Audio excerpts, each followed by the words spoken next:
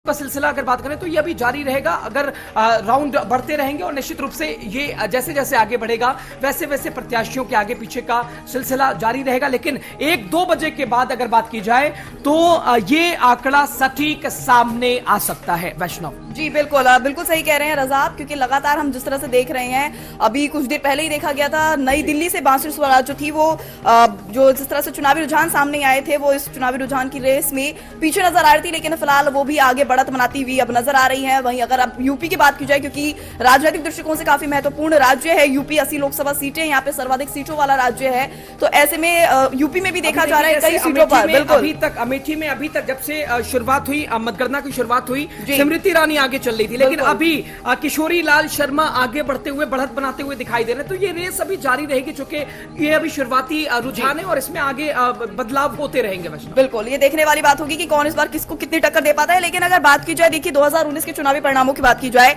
तो साफ तौर पर देखा गया था कि 2019 के जो चुनाव हुए थे उसमें 63 सीटों पर बीजेपी ने जीत हासिल की थी, जबकि जो बसपा है, बसपा 10 सीटों पर आई थी और समाजवादी पार्टी ने सिर्फ 5 सीटें ही हासिल की थी। क्या लगता है इस बार क्या कुछ आंकड़ा रहने वाला है? निश्चित रूप से देखिए, अगर 2019 की हम बात कर रहे हैं तो 2019 के अनुसार 2024 का चुनाव समीकरण काफी बदला हुआ दिखाई दे रहा है। चूंकि पिछली बार अगर बात करें तो 2019 में समाजवादी पार्टी और बहुजन समाज पार्टी ने एक साथ मिलकर चुनाव लड़ा था, लेकिन इस बार समीकरण बदला हुआ है। यानी इंडिया गठबंधन के साथ कांग्रेस और समाजवादी पार्टी का गठबंधन है और वहीं बसपा अकेले चुनाव लड़ रही है, और वहीं एनडीए की बात करें तो उसमें आरएलडी का शामिल हो जाना, तो समीकरण 2019 के प्रति इस बार बदले हुए दिखाई दे रहे हैं और शायद नतीजे उसका नतीजों पर भी असर देखने को मिलेगा। और 63 सीटें जैसे आपने बताई 2019 में, इस बार भी जैसे कि एग्जिट पोल में देखने को मिले हम लोगों को कि 62 से लेकर लगभग 68-70 तक एनडीए भारतीय जनता पार्टी को सीट मिल सकती है, लेकिन अभी तक के अनुसार लगभग 60 सीटों पर बढ़त बनाती हुई भारतीय जनता पार्टी दिखाई दे रही है। जी,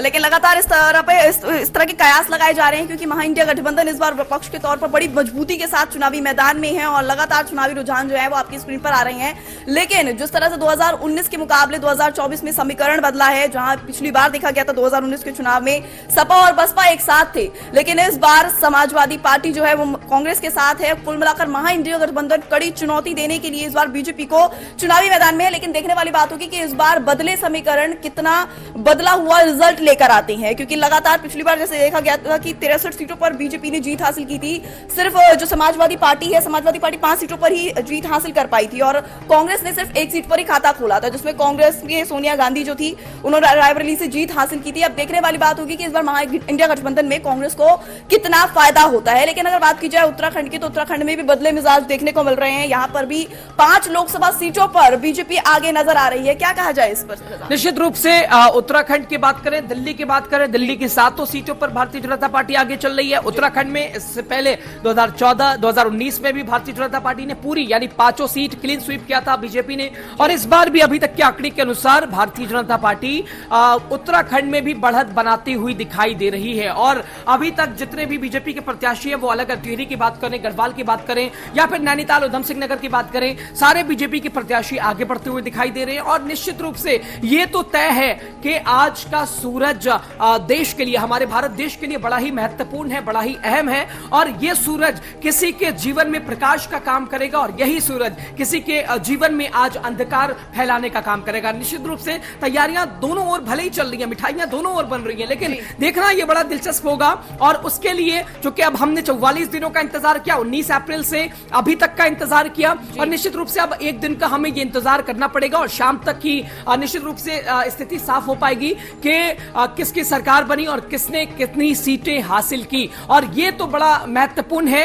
कि मिठाई कौन खिलाता है, ये हम भी देखेंगे, और किसके चेहरों पर मुस्कान आती है और किसके चेहरों की मुस्कान जाती है, ये देखना बड़ा दिलचस्प है। लेकिन इसके लिए हमें अभी इंतजार करना पड़ेगा, क्योंकि शुरुआती रुझान है, ये बदलाव होते रहेंगे। देखिए अभी फिर स्मृति ईरानी आगे बढ़ गए, अभी कुछ देर पहले किशोरी लाल शर्मा आगे थे, लेकिन फिर अभी अमेठी से स्मृति ईरानी आगे बढ़ती हुई दिखाई दे रही है। तो ऐसे में ये आंकड़ा चूंकि शुरुआती रुझान है, ये बदलता रहेगा, लेकिन निश्चित रूप से 12 से 1 की अगर बात करें तो उस दौरान की जो आंकड़े सामने आएंगे वो रुझान निश्चित रूप से शायद आखिरी हो सकते हैं, वो निश्चित रूप से अंतिम रूप के तौर पर हो सकते हैं, लेकिन उसके लिए हमें 12 से 1 तक का इंतजार करना पड़ेगा। बिल्कुल हमें इंतजार करना होगा क्योंकि चुनावी रुझान है, इनमें उछाल देखने को मिल रहा है। जहां एक तरफ देखा जा रहा है बड़ा उलटफेर भी यहाँ पर देखने को मिल रहा है। कई प्रत्याशी अगर जीत की ओर आगे बढ़ते नजर आ रहे हैं तो कुछ ही देर में वो प्रत्याशी पीछे पछड़ते भी नजर आ रहे हैं। अब ऐसे में देखने वाली बात होगी कि कौन किसको कितनी कड़ी टक्कर दे पाता है। वहीं अगर उन्नाव की सीट की अगर बात की जाए तो उन्नाव से साक्षी महाराज फिलहाल आगे नजर आ रहे हैं। मैनपुरी से डिंपल यादव फिलहाल चुनावी रुझानों में अभी आगे नजर आ रही हैं और यूपी में बड़े उलटफेर के संकेत देखने को मिल रहे हैं क्योंकि अभी कुछ देर पहले ही जैसे रजा आपने बताया देखने को मिला था कि अमेठी से स्मृति ईरानी फिलहाल शुरुआती चुनावी रुझानों में आगे नजर आ रही थी। फिर एकदम से देखा गया कि केएल शर्मा ने उनको पछाड़कर वो चुनावी रुझानों में आगे बढ़त हासिल किए हुए नजर आए थे, लेकिन अब एक बार फिर से देखा जा रहा है केंद्रीय मंत्री स्मृति ईरानी जो है वो इस चुनावी रुझानों में आगे बढ़त बनाए हुए हैं। लेकिन इस बीच अगर देखिए बात की जाए कांग्रेस के पूर्व अध्यक्ष राहुल गांधी की, तो राहुल गांधी शुरुआती चुनावी रुझानों में लगातार देखा जा रहा है कि वायनाड और रायबरेली दोनों ही सीटों से वो आगे बढ़त बनाए हुए नजर आ रहे हैं। वायनाड की अगर बात की जाए तो 18,000 वोटों से वो फिलहाल अभी आगे नजर आ रहे हैं वायनाड सीट की अगर बात की जाए तो। और लगातार देखा जा रहा है यूपी में बड़े उलटफेर के संकेत देखने को मिल रहे हैं। जहां अब तक देखा जा रहा था कि एनडीए जो है वो आगे बढ़त बनाती हुई नजर आ रही थी, तो अब समाजवादी पार्टी एनडीए को पछाड़कर आगे नजर आ रही है। चुनावी रुझानों में समाजवादी पार्टी जो है वो आगे बढ़त बनाए हुए। क्या कहा जाए इन रुझानों पर? से अभी तक भारतीय जनता पार्टी और एनडीए उत्तर प्रदेश में आगे बढ़ती हुई दिखाई दे रही थी, लेकिन अभी बिल्कुल ये क्या संकेत देते हैं ये देखना बड़ा महत्वपूर्ण, बड़ा अहम है। चूंकि समाजवादी पार्टी ने एनडीए बीजेपी को पछाड़ते हुए नजर आया है, बीजेपी को पछाड़ दिया है, ये संकेत बहुत कुछ बयान कर रहा है। और निश्चित रूप से इससे इसकी भी कल्पना की जा सकती है कि समाजवादी पार्टी और कांग्रेस के साथ आने से इस उलटफेर का बड़ा एक कारण माना जा सकता है। निश्चित रूप से अगर बात की जाए तो अभी तक बीजेपी उत्तर प्रदेश में आगे चल रही थी, लेकिन अभी जो संकेत और जो जानकारी हमारे सामने है उस जानकारी के अनुसार समाजवादी पार्टी आगे बढ़ती हुई दिखाई दे रही है। और निश्चित रूप से इसके बहुत कुछ संकेत, इससे बहुत कुछ समझा जा सकता है। और जो समीकरण की अभी हम लोग बात कर रहे थे 2019 और 2024 के बीच में, वो समीकरणों के बदलाव का नतीजा भी अभी दिखाई दे रहा है कि समाजवादी पार्टी ने बीजेपी को पछाड़कर अभी फिलहाल रेस में आगे बढ़ती हुई दिखाई दे रही है। बिल्कुल रजा, लगातार जिस तरह से तस्वीरें सामने आ रही है जहां एनडीए जो है शुरुआती रुझानों में लगातार आगे बढ़त हासिल किए हुए थे, अब समाजवादी पार्टी जो है वो एनडीए को पछाड़ती हुई आगे नजर आ रही है। कई सीटों पर समाजवादी पार्टी के जो प्रत्याशी हैं वो लगातार आगे नजर आ रहे हैं। आपको बताते चले कि कुल 63 सीटों पर समाजवादी पार्टी ने अपने प्रत्याशी को उतारा है, जबकि 17 सीटों पर कांग्रेस ने अपने उम्मीदवारों को चुनावी मैदान में उतारा है। अब देखने वाली बात होगी कि इन बदले हुए समीकरणों से, इन बदले हुई रणनीति का कितना प्रभाव जो है वो इंडिया गठबंधन पर पड़ता है, कितना फायदा महा इंडिया गठबंधन को इस बार होने वाला है, क्योंकि लगातार जो रुझान आ रहे हैं उनमें बड़ा उलटफेर देखने को मिल रहा है। बड़े उलटफेर के जो संकेत भी हैं वो साफ तौर पर देखने को मिल रहे हैं। जैसे कि हम लगातार बार बार कह रहे हैं, जो अभी फिलहाल प्रत्याशी जो है चुनावी रुझान में आगे नजर आ रहे हैं, तो देखा जा रहा है पलक झपकते ही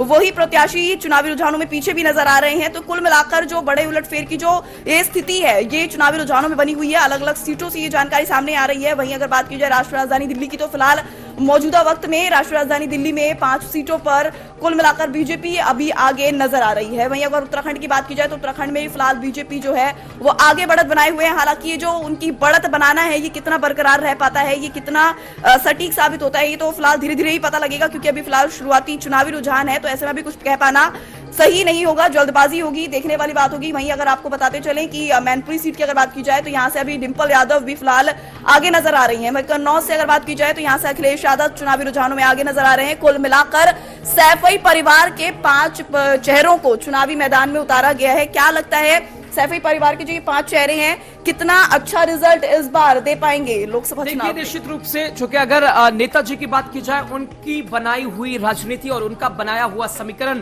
और वो उसका नतीजा, अगर हम बात करें सैफई परिवार के जो परिवार के लोग हैं, उसका निश्चित रूप से फायदा नेताजी के बनाया हुआ एक, हम कह सकते हैं कि वो मेयार और एक न्यू जो बनाया हुआ था, जो बेस तैयार किया हुआ था, ये सारा नेताजी मुलायम सिंह यादव का, और उसका परिणाम और उसका फायदा सैफई परिवार को मिलता हुआ दिखाई दे रहा है। और निश्चित रूप से ये वही सीट पर, चाहे अखिलेश यादव की बात करें, कन्नौज लौटे हैं वापस, ये पुराना इतिहास जुड़ा हुआ है अखिलेश यादव का कन्नौज सीट से, समाजवादी पार्टी का कन्नौज सीट से। चाहे अगर मैनपुरी की बात करें, मैनपुरी भी बड़ी महत्वपूर्ण सीट है, चाहे जैसे रायबरेली कांग्रेस के लिए अहम है, वैसे ही अगर हम मैनपुरी की बात करें तो मैनपुरी समाजवादी पार्टी के लिए अलग एक तरह से जगह रखती है, अलग मकाम रखती है और एक अलग लगाव रखती है, और ऐसे में उसका निश्चित रूप से फायदा दिखाई देता हुआ नजर आ आ रहा है और शायद इसीलिए अभी ये बड़ा उलटफेर हमें देखने को मिला है कि भारतीय जनता पार्टी को पछाड़कर समाजवादी पार्टी रेस में आगे बढ़ती हुई दिखाई दे रही है। लेकिन अभी ये आगे पीछे का दौर जारी रहेगा, चूंकि लगातार ये समीकरण बदलते रहेंगे। चूंकि अभी शुरुआती रुझान है और अलग अलग जगह पे, यानी अगर बेल्ट की बात की जाए तो अलग अलग जगह पर अलग अलग समर्थन, जन समर्थन जुटाया है तमाम राजनीतिक दलों ने, राजनेताओं ने। और जिस इलाके का, जिस ओर का अगर हम ईवीएम की बात करें, ईवीएम खुला है तो उस ओर प्रत्याशी आगे बढ़ता हुआ दिखाई दे रहा है, प्रत्याशी पीछे हटता हुआ दिखाई दे रहा है। लेकिन ये बहुत कुछ बयान कर रहा है ये संकेत कि उत्तर प्रदेश में जिस तरह से सैफई परिवार की जो जितनी भी सीटें हैं वो काफी महत्वपूर्ण है और अभी तक उसमें सभी आगे बढ़ते हुए दिखाई दे रहे हैं। लेकिन ये देखना बड़ा दिलचस्प होगा कि उस पर काबिज हो पाने में कामयाबी और सफलता मिलती है या नहीं, ये देखना बड़ा बिल्कुल ये देखने वाली बात होगी। रजा, वहीं देखिए जानकारी के लिए फिर से एक बार बताते चले, अमेठी से स्मृति ईरानी जो कि फिलहाल अभी चुनावी रुझानों में आगे नजर आ रही थी, 4000 वोटों से एक बार फिर से वो पीछे होती नजर आ रही है। 4000 वोटों से चुनावी रुझान में वो पीछे नजर आ रही है। वहीं बात की जाए रायबरेली सीट की तो यहां पर लगातार नजर बनी हुई है। राहुल गांधी जो है वो चुनावी रुझानों में आगे शुरुआती रुझानों से ही बने हुए हैं। वहीं अगर वाराणसी से बात की जाए तो नरेंद्र मोदी, जी हां, प्रधानमंत्री नरेंद्र मोदी चुनावी रुझान में पीछे नजर आ रहे हैं। वाराणसी सीट जहां से प्रधानमंत्री नरेंद्र मोदी 2 बार सांसद चुने जा चुके हैं, वहीं अब सीट की अगर बात की जाए, मौजूदा रुझानों की बात की जाए तो वो भी फिलहाल अभी पीछे नजर आ रहे हैं। वहीं गाजियाबाद से अतुल गर्ग आगे हैं। और अगर बात की जाए केएल शर्मा की, अमेठी से, जो कि चुनाव लड़ रहे हैं, कांग्रेस के एक नए चेहरे हैं, उनको अमेठी में उतारा है, तो उनके अगर रुझानों की बात की जाए तो वो फिलहाल अभी चुनावी रुझानों में आगे नजर आ रही हैं। जहां सुबह से ही देखा जा रहा है, सुबह से ही हमारी चुनावी रुझानों पर नजर बनी हुई है और लगातार हम देख रहे हैं कि शुरुआती रुझानों से ही जो केंद्रीय मंत्री स्मृति ईरानी है वो आगे बढ़त बनाए हुए हैं। तो वहीं एक बार फिर से एक बड़ा झटका केंद्रीय मंत्री स्मृति ईरानी को लगा है। 18,000 वोटों से कुल मिलाकर जिस तरह से तस्वीरें सामने आ रही हैं वो कई हजार वोटों से पीछे नजर आ रही हैं और केएल शर्मा उनको कड़ी टक्कर देते हुए फिलहाल चुनावी रुझानों में आगे बने हुए हैं। रजा, निश्चित रूप से, और ये अभी समीकरण ऐसे ही चलता रहेगा। जैसे जैसे समय आगे बढ़ेगा ये समीकरण बदलते रहेंगे, ये समीकरण हम कह सकते हैं कि परिवर्तन लगातार होते रहेंगे। चूंकि